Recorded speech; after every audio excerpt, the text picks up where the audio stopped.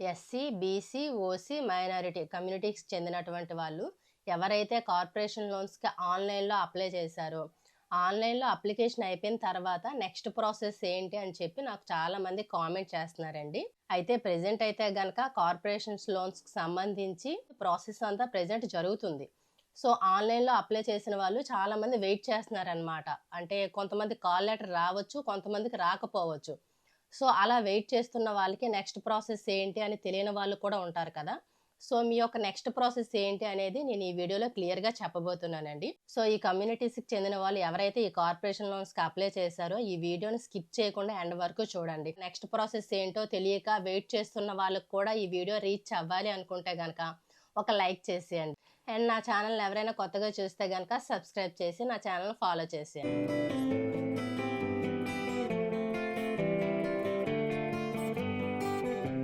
Rural ఏరియాల్లో ఉన్నటువంటి వాళ్ళ అప్లికేషన్లు అయితే గనక మీ యొక్క మండల ఆఫీస్‌లోను, అర్బన్ ఏరియాల్లో ఉన్నటువంటి వాళ్ళ యొక్క అప్లికేషన్లు అయితే గనక మీ యొక్క మున్సిపల్ ఆఫీస్‌లోని ఆన్‌లైన్‌లో చెక్ చేయడం జరుగుతుందనమాట. సో, మీకు ఇప్పుడు క్లియర్‌గా అర్థం కావడానికి ఒక ఎగ్జాంపుల్ చెప్తాను వినండి. ఫర్ ఎగ్జాంపుల్ నేనే బీసీ కార్పొరేషన్ లోన్స్ కోసం అప్లై చేశాను అనుకోండి. అయితే నేను ఒక విలేజ్ అమ్మాయిని అనుకోండి.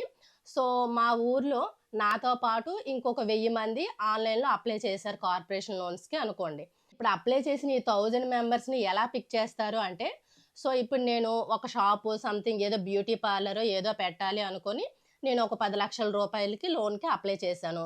నెక్స్ట్ నా ఫ్రెండ్ వేరే వాళ్ళు ఒక 5,00,000 రూపాయల లోన్‌కి అప్లై చేశారు. ఇంక వేరే వాళ్ళు అలా 1,00,000, 10,00,000, 5,00,000 అలా అందరూ అప్లై చేశారు అనుకోండి. అయితే ఇప్పుడు 1000 మంది అప్లై చేశారు అన్నాం కదా! గవర్నమెంట్ మా విలేజ్‌కి సంబంధించి ఎంత అమౌంట్‌ని, ఎంత ఫండ్‌నయితే మాకు ఇస్తుందో ఆ ఫండ్‌కి తగ్గట్టుగా ఇప్పుడు ఈ 1000 మందిలో కొంతమందిని గవర్నమెంట్ బడ్జెట్‌కి తగ్గట్టుగా ఒక 100 మందిని మాత్రమే సెలెక్ట్ చేశారు అనుకోండి. గవర్నమెంట్ బడ్జెట్‌కి మాత్రమే కాకుండా ఇంకా రకరకాల కారణాలు ఉంటాయి. సో, ప్రతి ఒక్క కారణాన్ని బేస్ చేసుకొని ఆ 1000 మందిలో ఒక 100 మందిని సెలెక్ట్ చేయడం జరిగింది అనుకోండి. ఫర్ ఎగ్జాంపుల్ ఆ 100 మందిలో నేను కూడా ఉన్నాను.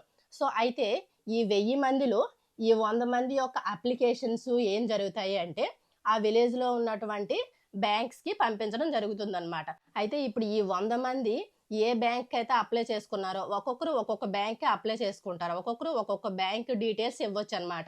సో, ఎవరైతే ఏ బ్యాంక్‌కి సంబంధించి అప్లై చేస్తారో ఆ బ్యాంక్‌కి మీ యొక్క అప్లికేషన్ పంపించడం జరుగుతుందనమాట. సో, ఇక్కడ ఫస్ట్ ప్రాసెస్ ఏంటి? మన మండల ఆఫీస్‌లో గాని, మున్సిపల్ ఆఫీస్‌లో గాని మన అప్లికేషన్‌ని సెలెక్ట్ చేయడం జరుగుతుందనమాట. సో, ఈ 1000 మందిలో ఒక 100 మంది అప్లికేషన్స్‌ని మాత్రమే తీశారు. ఈ 100 మంది అప్లికేషన్స్‌ని బ్యాంక్స్‌కి పంపించేశారనమాట. ఇప్పుడు సెకండ్ స్టెప్ ఏం జరుగుతుంది అంటే, బ్యాంక్ వాళ్ళు ఏ బ్యాంక్ అయినా సరే అండి, ఫస్ట్ లోన్ కోసం ఏ వ్యక్తి ఎళ్ళినా సరే వాళ్ళ యొక్క సిబిల్ స్కోర్‌నే చెక్ చేస్తారండి. సో, ఇప్పుడు ఫస్ట్ నా అప్లికేషన్ ద్వారా నా యొక్క సిబిల్ స్కోర్‌నే ఎంక్వైరీ చేస్తుందనమాట. సో, ఎవ్వరికైనా సరే ఫస్ట్ ఆఫ్ ఆల్ సిబిల్ స్కోరే మెయిన్. సో, కార్పొరేషన్ లోనే కావచ్చు, ఏ లోన్ అయినా సరే కంపల్సరీగా సిబిల్ స్కోరే బేస్ చేసుకుంటుందండి. సో, మీరిక్కడ అనుకోవచ్చు సిబిల్ స్కోర్ అంటే ఏముంది జస్ట్ స్కోరే కదా అని చెప్పి అనుకోవచ్చు. సో, సిబిల్ స్కోర్ గురించి కొంచెం మీకు అవగాహన వచ్చేలాగా ఒక ఎగ్జాంపుల్ చెప్తాను వినండి. సిబిల్ స్కోర్ అనేది ఏ విధంగా కాలిక్యులేట్ చేస్తారు అంటే, నేను ఇదివరకు ఒక 3 సంవత్సరాల క్రితం గాని, ఒక 4, 5 సంవత్సరాల క్రితం వరకు నేను ఏదైనా లోన్ కోసం వెళ్ళానా? ఎక్కడెక్కడికి వెళ్ళాను?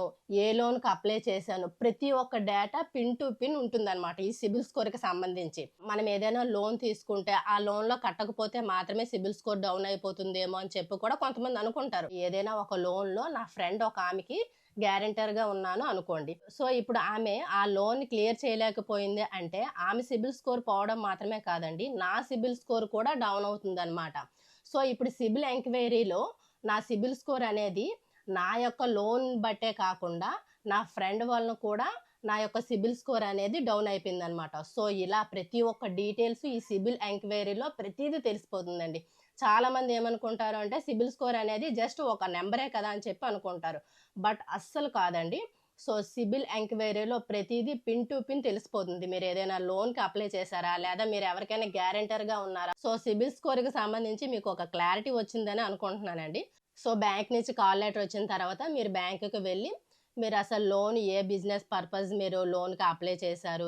ఏ బిజినెస్ స్టార్ట్ చేయాలనుకుంటున్నారు? ఎంత యూనిట్ అవుతుంది? సో, యూనిట్‌కి సంబంధించి మీరు క్లియర్‌గా అన్నీ ఎక్స్‌ప్లెయిన్ చేయగలిగితే గనక అండ్ ఎక్సెట్రా ఎక్సెట్రా ఈ డీటెయిల్స్ అన్ని మీరు బ్యాంక్ ఎంప్లాయీస్కి మీరు క్లియర్గా చెప్పగలిగితే గనక కంపల్సరీగా మీకు లోన్ వస్తుందండి. సో ఈ విధంగా అయితే గనక ప్రతి ఒక్కరిని కార్పొరేషన్ లోన్స్కి తీసుకోవడం జరుగుతుంది అనమాట. సో లోన్కి అప్లై చేసిన తర్వాత ప్రాసెస్ అయితే గనక ఈ విధంగా ఉంటుందండి. సో ఈ కార్పొరేషన్ లోన్స్కి సంబంధించి మీకు ఎవరికైనా కాల్ లెటర్ వచ్చిందా, లేదా కాల్ లెటర్ రాక మీరు ఎవరైనా వెయిట్ చేస్తున్నారా అనేది నాకు కామెంట్ చేసేయండి. అండ్ నా ఛానల్ ఎవరైనా కొత్తగా చూస్తే గనక సబ్స్క్రైబ్ చేసేయండి.